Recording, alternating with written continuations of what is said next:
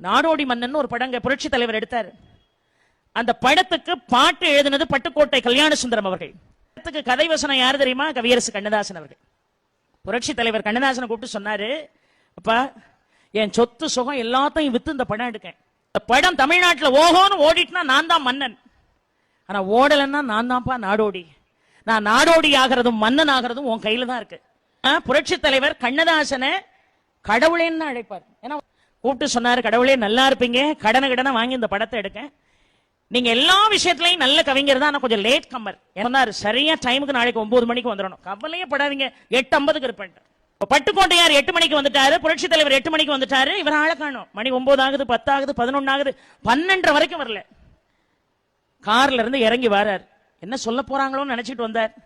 வாங்க கடவுளே, சொன்ன மாதிரியே 9 மணிக்கு வந்துட்டீங்களே அப்படின்னார் புரட்சி தலைவர்.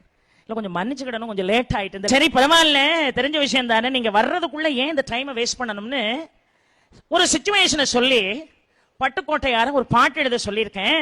அந்த லிரிக்ஸ் சரியா இருக்கான்னு கொஞ்சம் வாங்கி சில வார்த்தைகளை மாத்தணும்னா திருத்தம் பண்ணி கொடுங்க என்னார். அவர் சொன்னாரு, பட்டுக்கோட்டையார் பாட்டை திருத்துற தகுதி எனக்கு இருக்கான்னார். எவ்வளவு ஒரு பெரிய கவிஞன், எவ்வளவு பெரிய பெருந்தன்மை பாருங்க. விளையாட்டா நீங்க என்ன சாதாரண கவிஞரான்னு தூக்கி கையில கொடுத்தாரு பேப்பரை. வாங்கி கண்ணதாசன் படிச்சு பார்த்துட்டு பேப்பரை மடக்கி வச்சுட்டு புரட்சி தலைவர்கிட்ட சொன்னாரு, லேட்டா வந்தேன்னு ஒரு 4 அரை இந்த கன்னத்துல அரைஞ்சிருக்கலாம். பட்டுக்கோட்டையார் வரிகளை கொடுத்து என்ன அவமானப்படுத்தி இருக்க வேண்டான்னார். ஏன் தெரியுமா? உள்ள இருந்த பாட்டு என்ன தெரியுமா?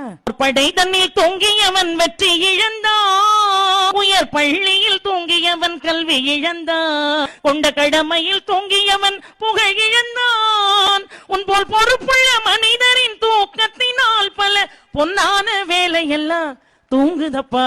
பிழைத்து கொண்டோரெல்லாம் பிழைத்து கொண்டு புரட்டை விட்டோரெல்லாம் கோட்டை விட்டார் சொன்னாரு, என் வாழ்க்கையில இனிமே நான் லேட்டா வரமாட்டேன்.